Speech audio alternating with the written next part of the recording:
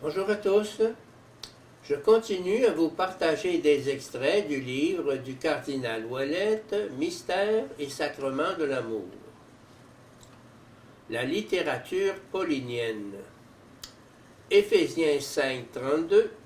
Ce mystère est grand, je le dis en pensant au Christ et à l'Église.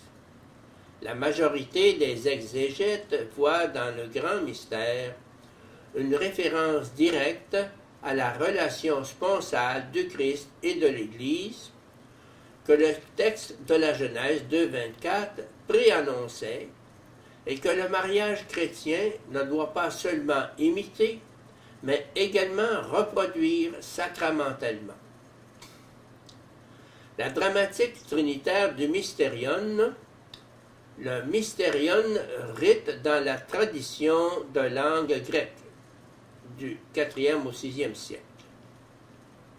Jean Chrysostome considère le Mysterion comme une réalité cachée qui revit dans l'acte liturgique de l'Église.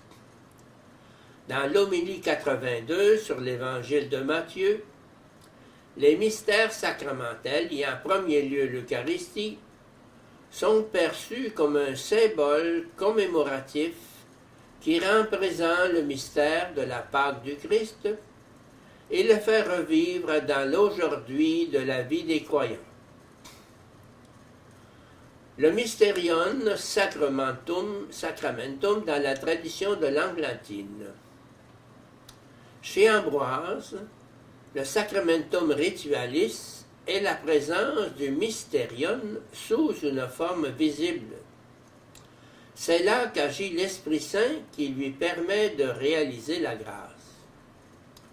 C'est ainsi que les eaux du baptême sont efficaces parce que l'Esprit descend sur elles, leur communiquant le pouvoir de sanctifier. La réflexion d'Ambroise demeure une théologie de l'économie du salut.